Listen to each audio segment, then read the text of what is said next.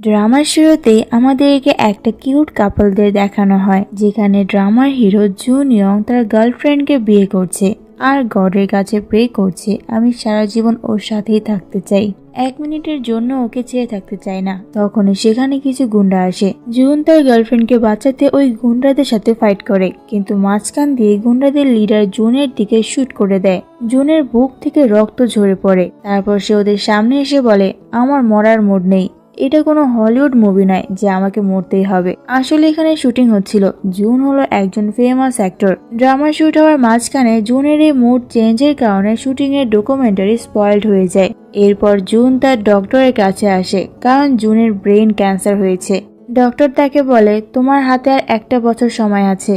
ঠিক এই কারণে জুন মারা যাওয়ার রোল অ্যাক্টিং করতে রাজি হচ্ছিল না। অন্যদিকে দেখায় আমাদের এই ড্রামার হিরোইনকে, যার নাম ইয়ল। সে লুকিয়ে লুকিয়ে একটা ভিডিও রেকর্ড করছিল, কিন্তু সে ওইসব লোকদের কাছে ধরা পড়ে যায়। ওরা ইয়লের ফোন থেকে ভিডিওটা ডিলিট করে ওকে কিছু ঘুষ দেয়, যাতে সে এই ব্যাপারে কারোর সামনে মুখ না খুলে। যখন এটা ইয়লের প্রোডাকশন হাউসের লোক জানতে পারে ইয়ল ঘুষ নিয়েছে, তখন তার ইয়লকে ওর জব থেকে ফায়ার করে দেয়। জুন ইয়ল সাউথ কোরিয়ার এক বড় সুপারস্টার, কিন্তু তারপরেও সে ছোটখাটো রেস্টুরেন্টে যায় ওখানকার খাবার খেতে। আসলে সে এখানে আসে তার মায়ের জন্য, কারণ তার মা এই রেস্টুরেন্টে কাজ করে, কিন্তু তার মা তার ছেলেকে বোধহয় একদমই পছন্দ করে না। এদিকে ইয়ল জব হারিয়ে ফেলার শোকে বারে বসে ড্রিঙ্ক করে। তখন তার এক ফ্রেন্ড, যার নাম জিতেই, সে ইয়লকে এসে বকতে থাকে যে তুমি একজন প্রডিউসার হওয়ার সত্ত্বেও ঘুষ খাও। ভালো হয়েছে তোমাকে ওরা জব থেকে বের করে দিয়েছে, না হলে আর কদিন পর তোমাকে চোর পদবিটা দিয়ে পুলিশে ধরিয়ে দিত ওরা। ইয়ল যে বারে বসে ড্রিঙ্ক করছিল, সেখানে জুনের ম্যানেজার আর ডিরেক্টর বসে বসে জুনের নামে এটা ওটা বলতে থাকে, জুন মারা যাওয়ার অ্যাক্টিং করবে না বলে। ওদের এই কথা শুনে ইয়ল সেখানে গিয়ে ওদেরকে বলে, যদি আমি জুন ইয়ংকে এই ডকুমেন্টারি করাতে রাজি করি তো, তাহলে তোমরা আমাকে তোমাদের প্রোডাকশন হাউসে একটা জব দিতে পারবে তো? ওরা হ্যাঁ করে দেয়। পরের দিন ইয়ল জুনের বাড়ির সামনে যায় আর ওকে ওর সাথে একবার দেখা করতে বলে, কিন্তু জুন বলে ইয়লকে সেখান থেকে চলে যেতে। বাট ইয়ল তো হাল ছাড়বে না। সে পেপারে লিখে জুনকে মানাতে চলে আসে। ইয়লের এসব কাণ্ড কারখানা জুন ঘরের ভেতর থেকে দেখছিল। তারপর সে কিছু কাজে যখন বের হয়, তখন ইয়ল তার গাড়ির সামনে আসে আর ওর গাড়ির ভেতরে ঢুকে ওকে রিকোয়েস্ট করে জুন যাতে ডকুমেন্টারি করতে রাজি হয়ে যায়। জুন ওকে গাড়ি থেকে নেমে যেতে বলে, কিন্তু ইয়ল তো জুন রাজি না হওয়া পর্যন্ত গাড়ি থেকে কিছুতেই নামবে না। তাই জুন গাড়ি এমন স্পিডে আঁকা বাঁকা পথে গাড়ি চালানো শুরু করে, যার ফলে কিছু রাস্তা যাওয়ার পরই ইয়লের বোমেট হয়ে যায়। জুন ইয়লকে কিছু টাকা ছুরি দিয়ে সেখান থেকে চলে আসে। তারপর জুন গাড়ি চালাতে চালাতে তার গাড়ির রেডিও ওপেন করে। সেখানে খবরে বলা হয় রাস্তায় বসে থাকা এক 20 বছর বয়সী মেয়েকে একটা ট্রাক এসে ধাক্কা মেরেছে। মেয়েটাকে এখন হাসপাতালে নিয়ে যাওয়া হয়েছে। এটা শুনে জুন মনে করে ইয়লের বোধহয় কিছু হয়েছে, তাই সে আবার সেই একই জায়গায় ফিরে আসে আর ইয়লের সামনে গিয়ে দাঁড়ায়। ইয়ল জুনকে ফিরে আসতে দেখে জুনকে জিজ্ঞাসা করে, তুমি ডকুমেন্টারি সাইন করতে রাজি হয়ে গিয়েছো? জুন তখন ওকে বলে, এত তাড়াতাড়ি সব ভুলে গিয়েছো? ইয়ল বলে, না বুদ্ধু, আমি তোমাকে চিনতে পেরেছি। তখন আমাদেরকে ফ্ল্যাশব্যাকে নিয়ে যাওয়া হয়, যখন জুন স্কুলে পড়তো। সে আজকে স্কুলের 3টা ছেলের খুব ভালোভাবে ধোলাই করেছে, কারণ ছেলে 3টা একটা মেয়েকে টিস করছিল। কিন্তু প্রিন্সিপাল জুনের দিকটা ঠিক মতো বিচার না করে জুনকে স্কুল থেকে সাসপেন্ড করে দেয়। যে মেয়েটার জন্য জুন এতগুলো ছেলের সাথে ফাইট করলো, সেই মেয়েটাই ভয়ের চোটে প্রিন্সিপালের সামনে মুখ খুলে না। জুনের মা প্রিন্সিপালকে রিকোয়েস্ট করে যাতে তারা জুনকে স্কুল থেকে বের করে না দেয়। তারপর রাস্তায় জুনের সাথে আবারও 3টা ছেলের দেখা হয়। এরপর আর কি সে আবারও ওদের পিটিয়ে আসে। মারামারি করে জুন তার এক চাচার বয়সী, যার নাম সিক, তার সাথে রেস্টুরেন্টে বসেছিল। তখন টিভিতে কোরিয়ার এক বিখ্যাত প্রসিকিউটরের নিউজ দেখানো হয়। সিক লোকটাকে দেখিয়ে জুনকে বলে, যদি ইনি তোমার বাবা হয় তাহলে তুমি কি করতে? জুন বলে, তাহলে ওনাকে আমি মেরে ফেলতাম, কারণ উনি আমার মাকে ছেড়ে চলে গেছে। সিক বলে, উনি ছেড়ে যাননি, তোমার মা যখন জানতে পারলো সে প্রেগনেন্ট, তখন সে নিজ থেকে পালিয়ে গিয়েছিল। জুনের মা জুনকে ওর বাবার মতো একজন প্রসিকিউটর বানাতে চায়, তাই জুন ও তার মায়ের এই ইচ্ছাটাকে পূরণ করার জন্য দিনরাত এক করে এখন পড়াশোনা শুরু করে। একদিন বাস দিয়ে যাওয়ার সময় স্কুলের সব মেয়েরা তার এই হ্যান্ডসাম ফেস দেখে পাগল হয়ে ওর পাশের সিটে বসতে চেয়েছিল, কিন্তু কোনো মেয়ে সাহস করে বসতে পারে না। তখন একটা লোক এসে জুনের পাশে বসে আর ওকে একটা শো এর টিকিট দিয়ে বলে, তুমি এটাতে অডিশন দিতে পারো। কিন্তু জুন সেদিন সেই সুযোগটা রিজেক্ট করে দেয়। জুন এখন ওভারটাইম স্কুলে থেকে পড়াশোনা করে। স্টাডি করে বাড়ি ফেরার সময় ইয়োল ওকে আটকে বলে, তুমি আমার ফ্রেন্ড না রেখে কেন রিজেক্ট করেছো? জুন তখন বলে, তুমি না নিজের মাথা ঠিক করার জন্য আগে ডাক্তার দেখাও। এই বলে সে সেখান থেকে চলে যায়। ইয়োল ভাবতে থাকে সেও বাকি সবার মতো জুনকে কিছুদিন আগে তার লাভ কনফেস করতে চেয়েছিল, কিন্তু ঠিক সেই মুহূর্তে সে দেখে জুন অন্য একটা মেয়েকে জড়িয়ে ধরেছে। সে মনে করে জুন বোধহয় এই মেয়েটার সাথে ডেট করছে। ইয়োল তার ভাবনার জগৎ থেকে বের হয়। সে যেতে যেতে তার এক ফ্রেন্ডের সাথে কথা বলছিল। তখন সে দেখলো সে যে রাস্তা দিয়ে যাচ্ছে তার বাবা ওই একই রাস্তা দিয়ে যাচ্ছে। সে তার বাবাকে দেখে পিছনে ফিরে তার ফ্রেন্ডকে বলে, আমি রাখছি, আজ আমি আমার বাবার সাথে একটু টাইম স্পেন্ড করব। এটা বলে সে পিছনে তাকাতেই দেখে একটা গাড়ি তার বাবাকে ধাক্কা মেরেছে, যার ফলে তার বাবা রক্তাক্ত অবস্থায় নিচে পড়ে আছে। সে গাড়িটা থেকে একটা মেয়ে বের হয়। মেয়েটা ড্রাঙ্ক ছিল। ইয়োল মেয়েটাকে ধরতেই যাবে, তার আগেই মেয়েটা গাড়ি নিয়ে সেখান থেকে পালিয়ে যায়। পরের দিন পুলিশ ইয়োলকে কল করে ডাকে। ইয়োলের বাবাকে যে গাড়িটা ধাক্কা মেরেছে সেই গাড়ির ওনারকে তারা ধরতে পেরেছে। ইয়োল সেখানে গিয়ে দেখে অপরাধী হিসেবে তারা একটা লোককে ধরে নিয়ে এসেছে। ইয়োল ওনাদেরকে বলে, আমার বাবাকে যে ধাক্কা মেরেছে সে কোনো ছেলে ছিল না, একটা মেয়ে ছিল। কিন্তু পুলিশ তার কথা বিশ্বাসই করছিল না। এদিকে মিস্টার চই, যে জুনের বায়োলজিক্যাল ড্যাড, সে অফিসের জন্য বের হয়। তখন হঠাৎ বৃষ্টি শুরু হলে জুন একটা অজানা ব্যক্তি হয়ে এসে তার মাথার ওপর ছাতা ধরে আর ওনাকে অফিসে পৌঁছে দিতে হেল্প করে। জুন মিস্টার চইকে বলে, জানেন আমি আপনার মতো প্রসিকিউটর হতে চাই। চইয়ের কাছে জুন ছেলেটাকে ভালো লাগে। সে তার সাথে জুনকে তার অফিসে আসতে বলে। অফিসে যেতে মিস্টার চই দেখলো ইয়োল আগে থেকে সেখানে বসে রয়েছে। ইয়োল বলে, খুব বুদ্ধি করে আসল অপরাধীকে বাঁচিয়েছেন আপনি। মিস্টার চই ইয়োলকে এখান থেকে চলে যেতে বলে। ইয়োল যখন সেখান থেকে বের হয় তখন সে দেখলো জুন অফিসের বাইরে দাঁড়িয়ে আছে। ইয়োল জুনের সামনে গিয়ে জুনকে জিজ্ঞাসা করে, তোমার মতো মানুষ প্রসিকিউটর হলে আমাদের দেশ কখনো এগোতে পারবে না। জুন তখন তার পা দিয়ে ইয়োলকে একটা ল্যাং মেরে ফেলে দেয়। এটা দূর থেকে মিস্টার চুই দেখে। ইয়োল চলে যাওয়ার পর সে জুনের উপর খুশি হয়ে জুনকে ইনাম দেয়, কিন্তু জুন ওনার গিফট রিজেক্ট করে দিয়ে সেখান থেকে চলে আসে। সেও ইয়োলের পিছু পিছু বাসে উঠে ইয়োলের পাশে গিয়ে বসে আর ওকে বলে, তুমি আমাকে তোমার ভালোবাসার জালে ফাঁসাতে চেষ্টা করো না কেন, দেখি তুমি আমাকে ডিস্ট্রাক্ট করতে পারো কিনা। ইয়োলের কথাটাকে ইগনোর করে সেখান থেকে উঠে যেতে নেয়, কিন্তু জুন ওকে আটকে বলে, এখন দেখছি আমাকেই সব করতে হবে। এরপর কিছুদিন কেটে যায়। একদিন জুন স্কুলের সবার সামনে ইয়োলকে প্রপোজ করে আর ওকে বলে, তুমি অনেক কিউট, তোমাকে তো আমি ভালোবেসেই ফেলেছি। জুন ইয়োলকে ভালোবাসে জেনে স্কুলের বাকি সব মেয়েদের মন ভেঙে যায়, কারণ জুনের ওপর তাদের অনেক দিন ধরে ক্রাশ রয়েছে। পরের দিন ইয়োলের বাবার ডেথ হয়ে যায়।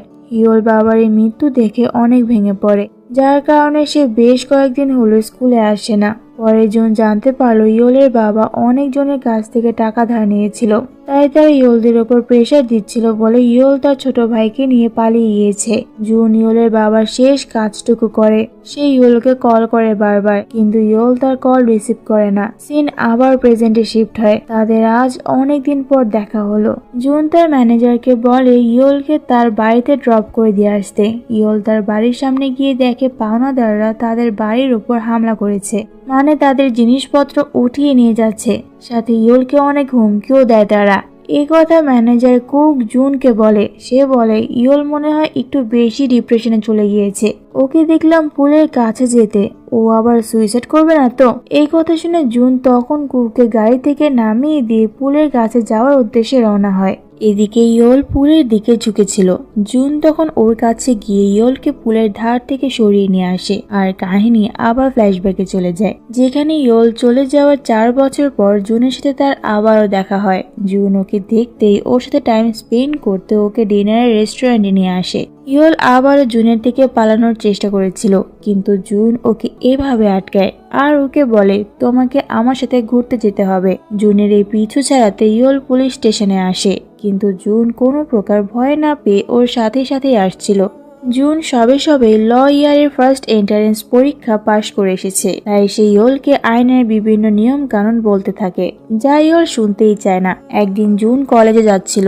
রাস্তায় বড় টিভিতে তার বাবা মিস্টার চোয়ের ভাষণ দেখতে পেয়ে দাঁড়িয়ে যায় সে। তখন ভুলবশত একটা মেয়ের ওপর তার সাইকেলের ধাক্কা লেগে যায়। এই মেয়েটা হলো জিতের বোন, আর এরা দুজন হলো মিস্টার চোয়ের পরের ঘরের ছেলে মেয়ে। একটু পর সেখানে জাং নামের একটা মেয়ে আসে। যার গাড়ি ঢাকায় ইয়োলের বাবার ডেথ হয়ে গিয়েছিল। সে অনেক বড় পলিটিশিয়ানের মেয়ে, আর তার বাবার সাথে জিতের বাবার ভালো বন্ধুত্ব থাকায় জিতে আর তার বিয়ে ঠিক হয়ে রয়েছে। কিন্তু এদিকে জিতেই তো ইয়োলের উপর ক্রাশ খেয়ে বসে আছে। যেদিন ইয়োল তার বাবার ন্যায় বিচারের জন্য মিস্টার চোয়ের কাছে এসেছিল, সেই দিনই সে ইয়োলকে প্রথম দেখেছিল। একদিন জুনকে একটা মেয়ে রেস্টুরেন্টে ডেকে তার সাথে ডেটে যাওয়ার জন্য জোর করছিল। তখন সেখানে ইয়োল আসে আর জুনের সাথে এমন অ্যাক্টিং করছিল যাতে এই মেয়েটা জুনকে আর না জ্বালায়। জুনও ওর অ্যাক্টিং এ সায় দিচ্ছিল। ইয়োল মনে করে অন্যান্য মেয়েদের দিকে বাঁচতে জুন হয়তো তাকে ফেক গার্লফ্রেন্ড বানিয়েছে, কিন্তু জুন তো স্কুল লাইফ থেকে ইয়োলকে লাইক করে আসছে। তারপর জুন যখন বাড়ি ফিরে আসে তখন সে দেখে তার মায়ের রেস্টুরেন্টে মিস্টার চোই ইলেকশন জেতার আনন্দে সবাইকে ট্রিট দিতে নিয়ে এসেছে। সেখানে মিস্টার চোয়ের সেকেন্ড ওয়াইফও ছিল। জুন তখন ভেতরে যায় আর সেখানে গিয়ে সে দেখে তার মা এক কোনায় বসে কান্না করছে। জুনের কাছে তখন খুব রাগ লাগে। তারপর সে নিজেকে শান্ত করার জন্য ইয়োলকে ডাকতে ওকে কল করে, কিন্তু ইয়োল ওর কোনো কল রিসিভ করে না, কারণ সে তখন মিস্টার চোয়ের বিরুদ্ধে এভিডেন্স কালেক্ট করছিল। তারপর সে মিস্টার চোইকে কল করে হুমকি দেয় তার বিরুদ্ধে সব প্রমাণ সে নিউজ চ্যানেলে পাবলিশ করে দিবে। কিন্তু মিস্টার চোই এমন ভান করে যেন এসবে তার কিছুই আসে যায় না। বাইরে থেকে জুন ইয়োলের কথাগুলো শুনে ফেলে। এরপর সে যখন মিস্টার চোয়ের বিরুদ্ধে প্রমাণগুলো নিউজ চ্যানেলে পাবলিশ করার উদ্দেশ্যে বের হয়, তখন পেছন থেকে একটা বাইক এসে ইয়োলের ব্যাগ নিয়ে চলে যায়। এই ব্যাগটার মধ্যেই সব প্রমাণ ছিল, তাই ইয়োল ওই বাইকটার পেছনে দৌড়ায়। বাইকের পেছনে দৌড়াতে গিয়ে তার একটা কার অ্যাক্সিডেন্ট হয়ে যায়। পরে দেখা যায় বাইকে বসে থাকা ছেলেটা ছিল জুন। ইয়োলের আজকের এই কন্ডিশনের জন্য জুন নিজেকে দায়ী ভাবছে, তাই সে সারা জীবনের জন্য আইন পড়া ছেড়ে দেয়। টিচার যখন জুনকে ওকালতি পড়া ছেড়ে দেওয়ার কারণ জিজ্ঞাসা করে, তখন জুন বলে, আমার মতো ছেলে প্রসিকিউটর হলে দেশের সর্বনাশ হয়ে যাবে। এরপর সিন প্রেজেন্টে আসে। ইয়োল ব্রিজের ধারে যখন আসে তখন সে ব্রিজের নিচে এক বড় সেলিব্রিটিকে দেখতে পায়, যে তার গার্লফ্রেন্ডের সাথে ডেটে এসেছে। ইয়োল এটা দেখে ব্রিজের ধারে ঘেঁষে ওদের ভিডিও বানাতে শুরু করে, যাতে এটা নিউজ চ্যানেলে বেচে টাকা আর্ন করতে পারে। কিন্তু এইদিকে জুন যখন সেখানে আসে তখন সে ইয়োলকে ব্রিজের ধারে জুড়ে থাকতে দেখে, যা দেখে সে ভাবে ইয়োল বোধহয় সুইসাইড করতে চাচ্ছে। তাই সে ইয়োলকে নিজের দিকে ফিরিয়ে রেগে বলে, মরার এত শখ কেন তোমার?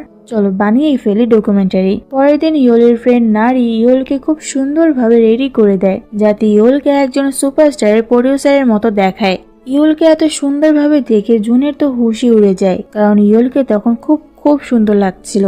তখন সেখানে ইয়োলের ফ্রেন্ড নারী আসে আর ইয়োলকে সেই দামি একটা ইয়ারিং পরিয়ে দিয়ে ওকে শিখিয়ে দেয়, জুন তোর ওপর যতই চিল্লাক তুই মাথা ঠান্ডা রাখবি। এটা ভেবে যে কুকুর তো সবসময় ঘেউ ঘেউ করবেই। এসব ভেতর থেকে জুনও শুনছিল। সে খুব রেগে যায়। তার রেগে যাওয়ার আরো একটা বড় কারণ রয়েছে, কারণ সে জানতে পারে গতকাল রাতে ইয়োল কোনো সুইসাইড করতে যায়নি, ও তো ওখানে ভিডিও রেকর্ড করছিল। এটা জানার পর জুনের তো নিজের ওপরই নিজেরই রাগ হচ্ছে। সে বাইরে আসে আর ইয়োলকে বলে, আমি ডকুমেন্টারি করব না। এখন এই নিয়ে দুজনের মধ্যে ঝগড়া লেগে যায়। ইয়োল বলে, ঘর চালানোর মতো আমার কাছে সামান্য টাকা নেই, আর তুমি আমার সাথে এভাবে মজা করছো। জুন বলে, কত টাকা লাগবে তোমার বলো? যা লাগবে আমাকে বলো, আমি দিব, একবার চেয়ে তো দেখো। ইয়োল ভাবে জুন এখনো তার সাথে মজা করছে। সে জুনের ওপর চিল্লিয়ে উঠলে জুনের পেট ডগ ইয়ং এর ওপর চিল্লায়। ডগটাকে দেখে ইয়োল ভয়ের চোটে বেহুশি হয়ে যায়। জুন ওকে কোলে করে ভিতরে নিয়ে আসে।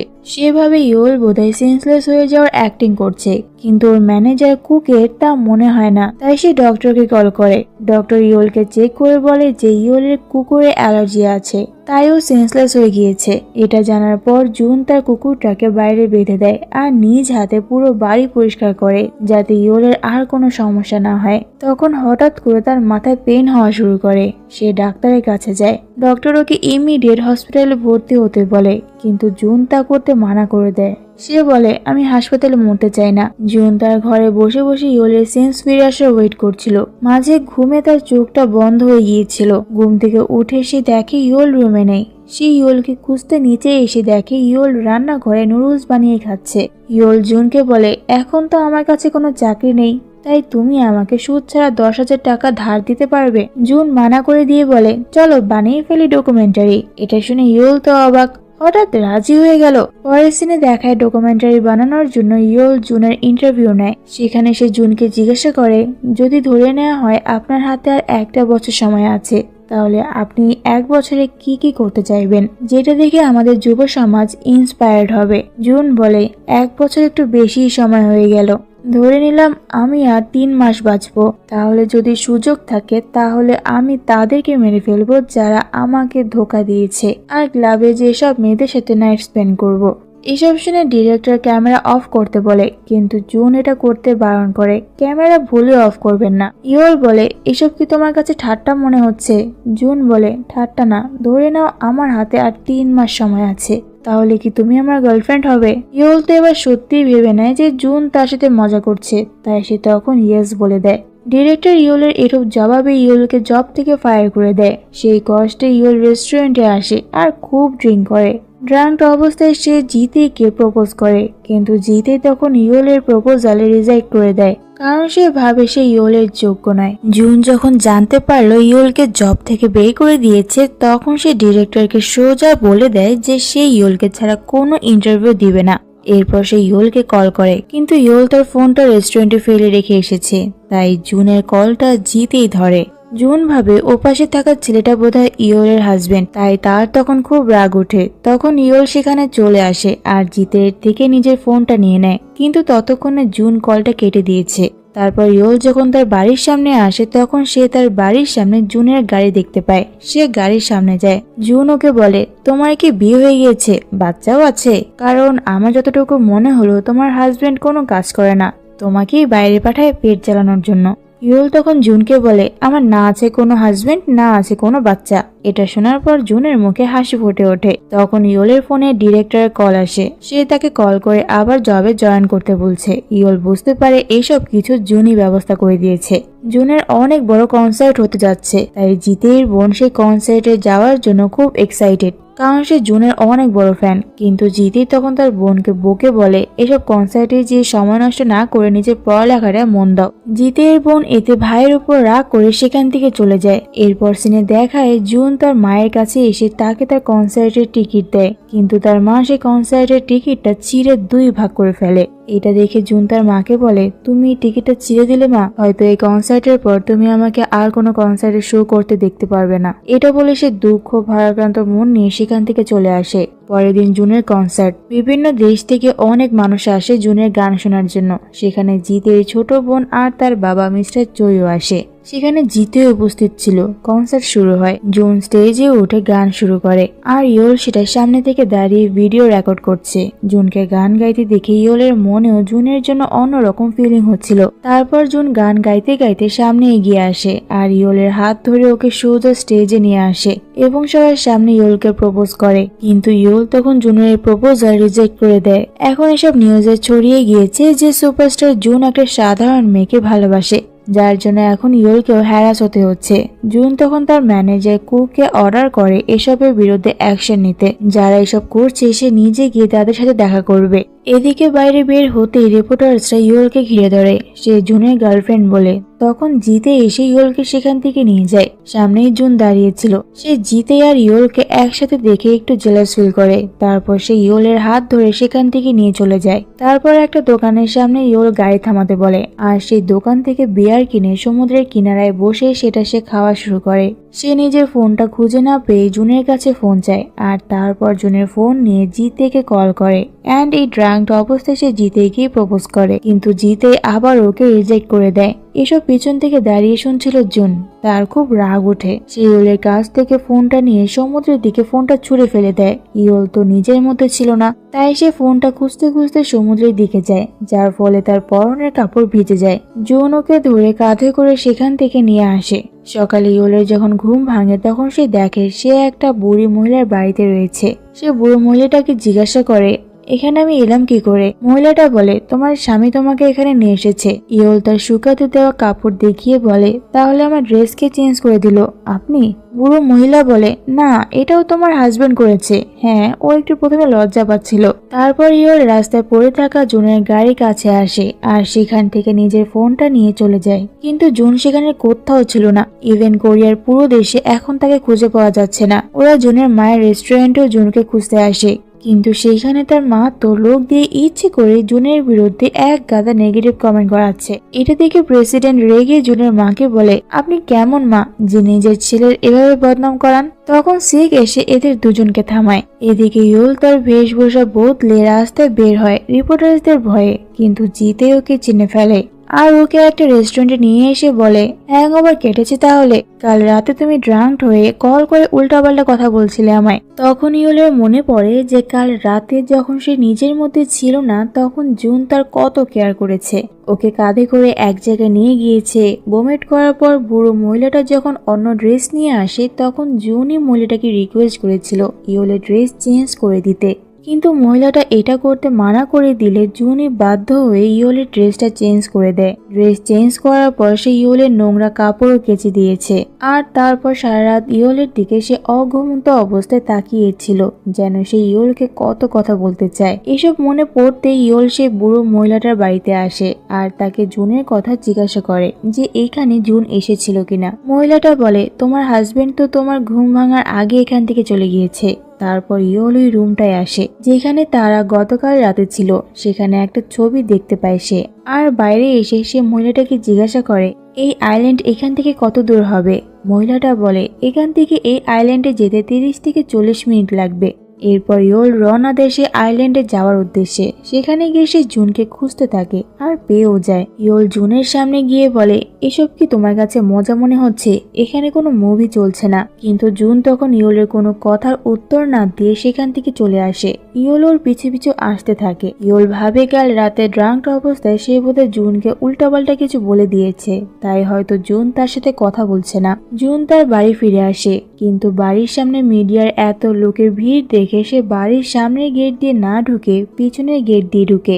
জুনের এখন মাঝে মধ্যেই মাথায় পেইনটা গভীরভাবে অ্যাটাক করে। যত দিন বাড়ছে তার ব্যথার গভীরতা যেন ততই বেড়ে চলেছে, যা তার সহ্য করার ক্ষমতার বাইরে। জুনের এই ব্রেন ক্যান্সারের ব্যাপারটা তার সৎ মা মানে তার বাবার দ্বিতীয় স্ত্রীও জেনে ফেলে। এদিকে জুন যখন নিচে নামে তখন সে দেখে ইয়োল কিচেনে খাবার বানাচ্ছে।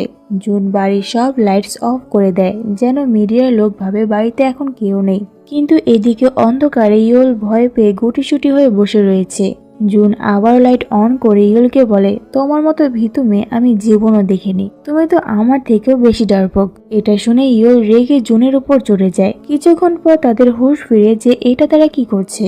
জুন ইয়োলকে বলে, আমি যতই নিজেকে কন্ট্রোলে রাখার চেষ্টা করি ততই তুমি আমার কাছে চলে আসো। এটা শুনে ইয়োল একটু নার্ভাস হয়ে যায়।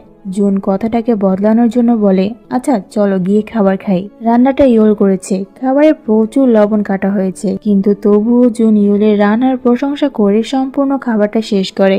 এদিকে জিতে ইয়োলের বাড়ির সামনে দাঁড়িয়ে ওর জন্য ওয়েট করছিল।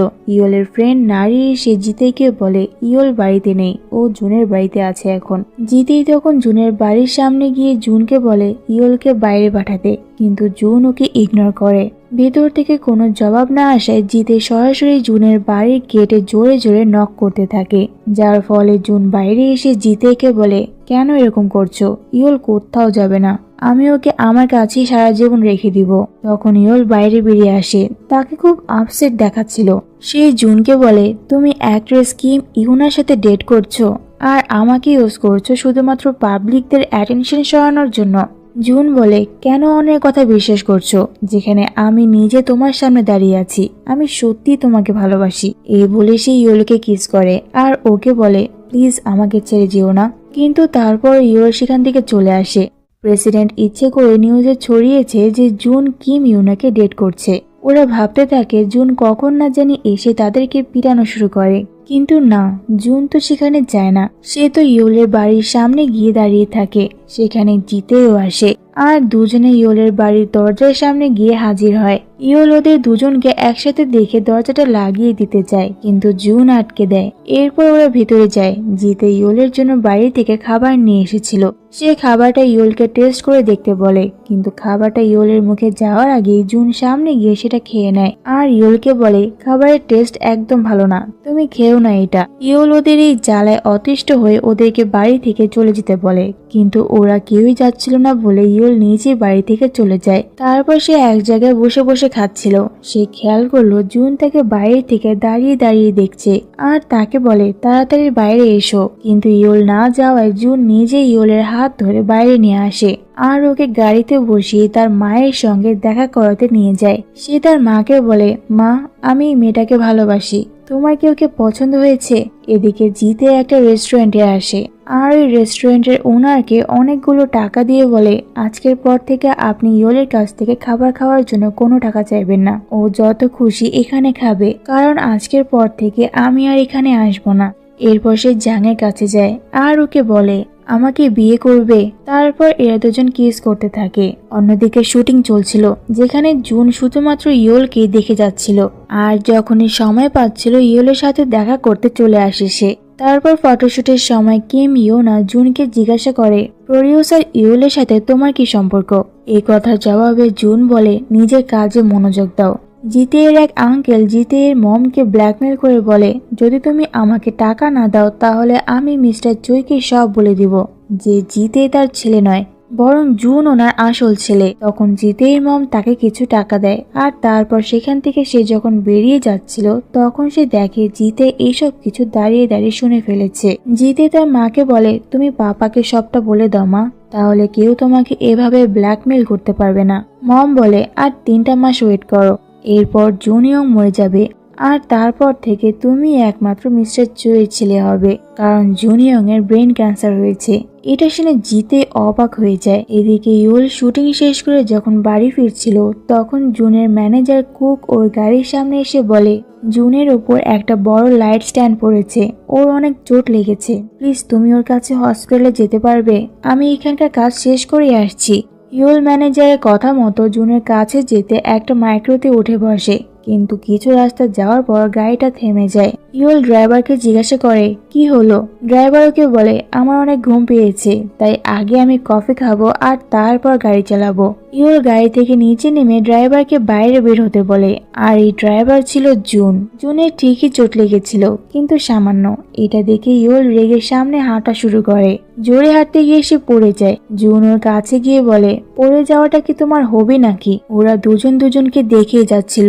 এভাবে ওরা একে অপরের ক্লোজে চলে আসে। তাই জুন নিজেকে আটকাতে না পেরে ইয়োলকে কিস করে। পরের সিনে দেখায় জুন একটা অ্যাওয়ার্ড শোতে আসে, সেখানে বিভিন্ন সেলিব্রিটিরাও এসেছে, সাথে মিস্টার চুই এসেছে। অ্যাওয়ার্ড ফাংশন শেষ হওয়ার পর ইয়োল যখন গাড়ি চালিয়ে বাড়ি ফিরছিল তখন তার গাড়ির সামনে মিস্টার চুই চলে আসে। তখন ইয়োলের তার বাবার মৃত্যুর কথা মনে পড়ে যায়, তাই সে না চাইতেও গাড়ি নিয়ে মিস্টার চুইয়ের দিকে এগিয়ে যায়। গাড়ি ঢাকা মিস্টার চুইয়ের গায়ে লাগতেই যাবে তার আগে সেখানে জুন চলে এসে তাকে বাঁচিয়ে নেয়। কিন্তু এদিকে ইয়োল খুব খারাপ ভাবে আঘাতপ্রাপ্ত হয়েছে। জুন ইয়োলকে নিয়ে হাসপাতালে আসে।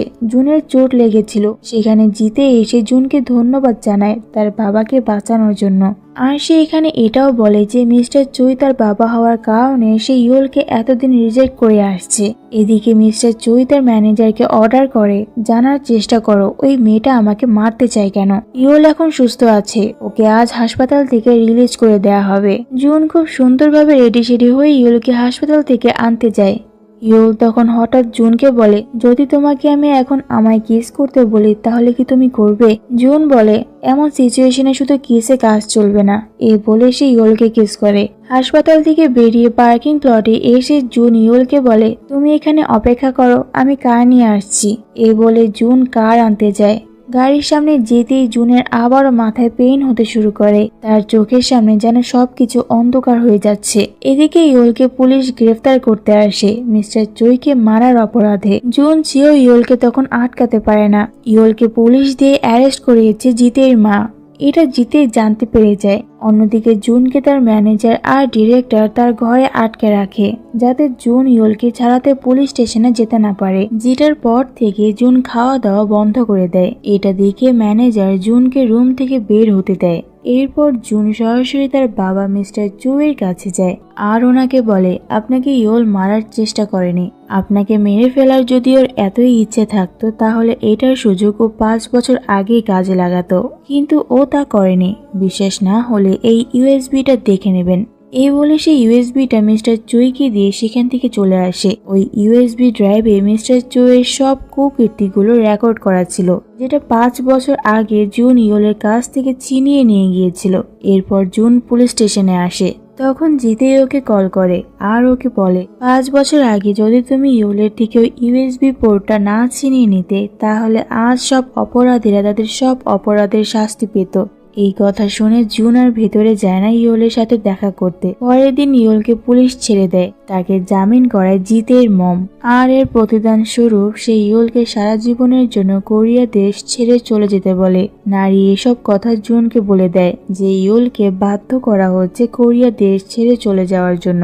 যেটার পর জুন জিতের বাড়িতে এসে ওকে একটা পাঞ্চ মেরে রেগে ওকে জিজ্ঞাসা করে, তোমার বাবা মা ইয়োলকে কি একটু শান্তিতে থাকতে দিবে না? এদিকে ইয়োল কোরিয়া দেশ ছেড়ে চলে যাওয়ার জন্য রওনা দিচ্ছে। তখন সেখানে জিতে আসে আর ইয়োলকে আটকে বলে, কাউকে ভয় পেয়ে তোমার এই দেশ ছাড়ার কোনো দরকার নেই। ইয়োল বলে, ওরা অনেক ডেঞ্জারাস, ওরা আমাকে শেষ করে দিবে আর ওরা তোমারও ক্ষতি করে দিতে পারে। জিতেই বলে, ওরা আমার কিচ্ছু করতে পারবে না, কারণ ওরা আমার বাবা মা, আমি তোমাকে সবসময় প্রোটেক্ট করব। আজকে জাংয়ের সাথে জিতের এঙ্গেজমেন্ট ছিল, কিন্তু জিতে সেই এঙ্গেজমেন্ট পার্টি ছেড়ে ইয়োলের কাছে চলে এসেছে। এদিকে জুন ওই প্রসিকিউটরকে খুঁজে বের করে যে মিস্টার চোয়ের সাথে মিলে ইয়োলের বাবার খুনিকে সাজা পাওয়ার থেকে লুকিয়ে রেখেছে। লোকটা প্রথমে সব সত্যিটা স্বীকার করতে চাচ্ছিল না। তখন জুন তাকে বলে, আমি আর বেশি দিন এই দুনিয়াতে নেই, মারা যাওয়ার আগে আমি আসল অপরাধীকে শাস্তি দিয়ে যেতে চাই। এটা শুনে লোকটা ইমোশনাল হয়ে সব সত্যিটা জুনকে বলে দিতে রাজি হয়ে যায়। সে বলে, ইয়োলের বাবাকে যে গাড়ি দিয়ে ধাক্কা মেরেছিল সে হলো জাং, যে কিনা অনেক বড় পলিটিশিয়ানের মেয়ে। এরপর থেকে জুন জাং এর পিছনে লেগে যায়। এখন জাং ও জিতের কাছ থেকে ছ্যাঁকা খেয়েছে, তাই সে বাড়ি এসে অনেক ড্রিঙ্ক করে আর তারপর একটা সুইমিং পুলে গিয়ে ইচ্ছে করে পড়ে যায়। তখন জুন এসে জাংকে পানিতে ডুবে যাওয়ার হাত থেকে বাঁচায় আর ওকে বলে, আজকের পর থেকে তুমি সুইসাইড করার চেষ্টাও করবে না। এদিকে ইয়োলকে একটা অ্যাক্টর হায়ার করে নিয়ে গিয়েছে, কারণ এই অ্যাক্টর চেয়েছিল জুন যে প্রডিউসার দিয়ে শুট করিয়েছে সেও সেই প্রডিউসারকে হায়ার করবে। শুটিং শেষে ইয়োল যখন ফিরছিল তখন তার সাথে জিতের দেখা হয়ে যায়। জিতে ওর পায়ের চোটটা খেয়াল করে আর তারপর ওকে নিজের কাঁধে করে একটা হোটেলে নিয়ে আসে। ইয়োল একটু আনকমফোর্টেবল ফিল করছিল বলে জিতেই বলে, চিন্তা করো না, এটা আমারই হোটেল। ভাগ্যবশত জুন ও শুটিং এর জন্য জাং এর সেই হোটেলে ওঠে আর এইখানে ইয়োলকে জিতের সাথে দেখে জেলাস ফিল করে। ইয়োল জুনকে জিজ্ঞাসা করে, পুলিশের কাছ থেকে ছাড়াবার জন্য তুমি একবারও আমার কাছে এলে না, ইভেন পরে একবারও আমার খোঁজ নিয়েও দেখলে না। জুন বলে, আমি সময় পাইনি, এই কদিন আমি অনেক ব্যস্ত ছিলাম। এ বলে সে সেখান থেকে চলে যায়। জুনের এই হার্ড কথা শুনে ইয়োল অনেক কষ্ট পায়, তাই সে কষ্টের চোটে তার সিনিয়রের সাথে নাচা গানা করে।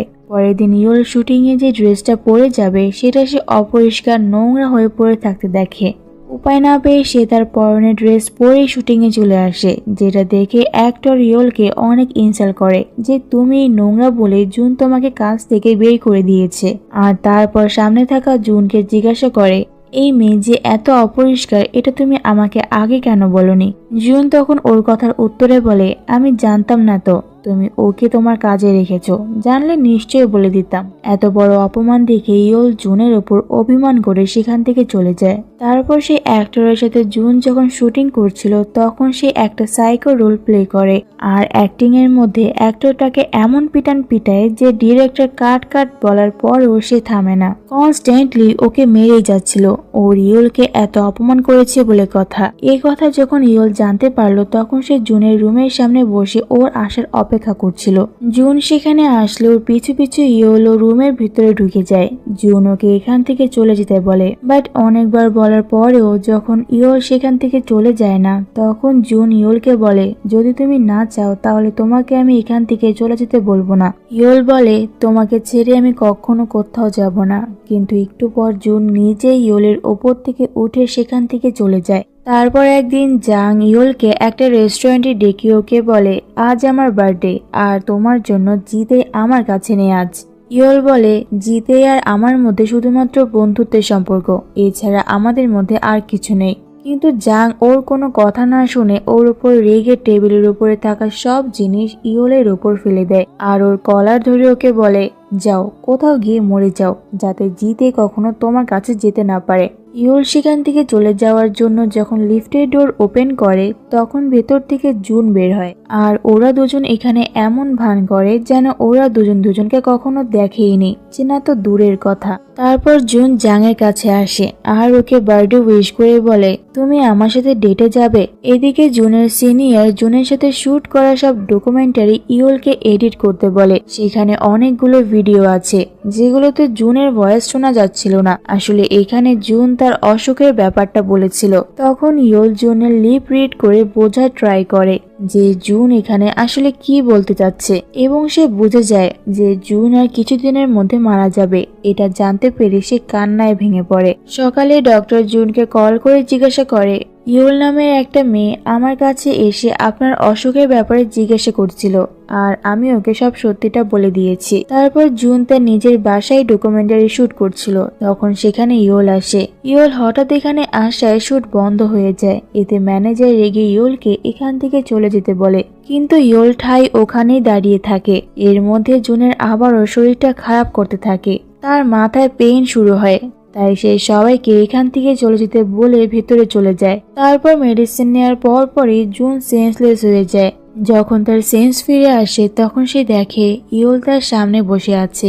ইয়োল ওকে বলে তুমি আমাকে তোমার অসুখের ব্যাপারটা আগে বলনি কেন? তোমার ট্রিটমেন্টের প্রয়োজন, এভাবে মরতে পারো না তুমি। কিন্তু জুন রেগে ইয়োলকে বলে তুমি এখান থেকে চলে যাচ্ছ না কেন?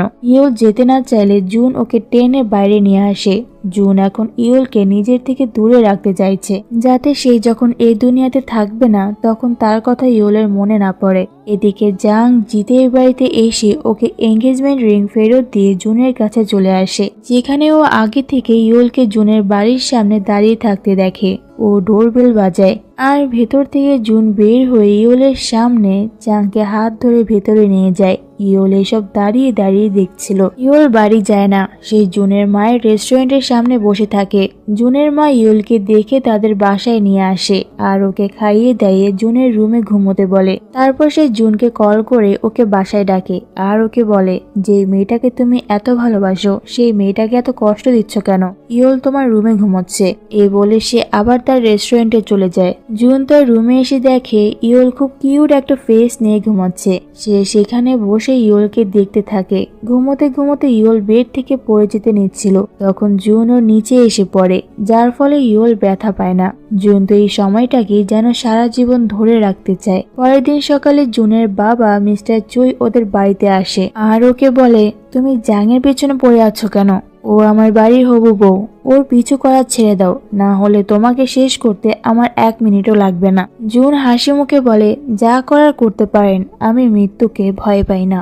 তারপর সে তার রুমে বাড়ির আনাচে কানাচেতে হিডেন ক্যামেরা লাগিয়ে দেয়। এরপর সে জিতেকে কল করে জিজ্ঞাসা করে আমাকে একটা কথা দিতে হবে তোমাকে, আমি মারা যাওয়ার পর সব অপরাধীকে তুমি শাস্তি পাইয়ে দিবে। জিতে বলে তুমি শান্তিতে মরতে পারো, আমি এসব করে নেব। পরের সিনে দেখায় জুন ইয়োলকে নিয়ে ডকুমেন্টারি শুট করছে, যেখানে সে ইয়োলের সামনে জাংকে রিং পরিয়ে দেয়। আর তারপর জাং একটু ওয়াশরুমের জন্য ভেতরে গেলে জুন ইয়োলকে একটা ল্যাপটপ আর একটা হেডফোন দিয়ে বলে এরপর থেকে তুমি যেসব ভিডিও এডিট করবে সেগুলো একটু মনোযোগ দিয়ে দেখো আর শোনো।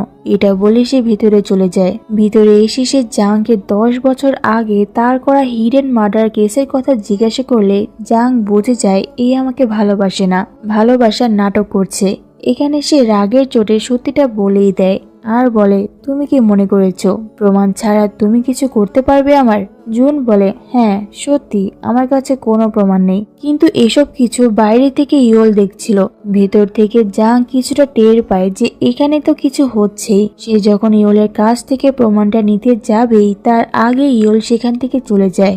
এরপর জুনকে পুলিশ এসে ওকে ড্রাগসের কেসে ফাঁসিয়ে গ্রেফতার করে নিয়ে যায়। জিতের ম্যানেজার এসে জিতেকে বলে জুনকে পুলিশ ধরে নিয়ে গিয়েছে ড্রাগসের কেসে ফাঁসিয়ে, যেটা আপনার বাবা মিস্টার চুই করিয়েছে। জিতের মম মিস্টার চুইকে জিজ্ঞাসা করে তুমি কি জুনকে অ্যারেস্ট করিয়েছো? মিস্টার চুই বলে হ্যাঁ, আর আমি ওর মাকে অনেক বছর আগে ছেড়ে তোমার কাছে চলে এসেছিলাম কারণ আমি তোমাকে ভালোবাসি। আসলে মিস্টার জুই কিছুদিন আগেই জানতে পেরেছে যে জুন তার বায়োলজিক্যাল ছেলে, কারণ সে যখন কিছুদিন আগে কোনো একটা কাজের জন্য জুনের বাড়িতে গিয়েছিল তখন জুনের বাড়ির সামনে জুনের মাকে দেখে সে চিনতে পেরে যায় যে ইনি তার প্রথম স্ত্রী।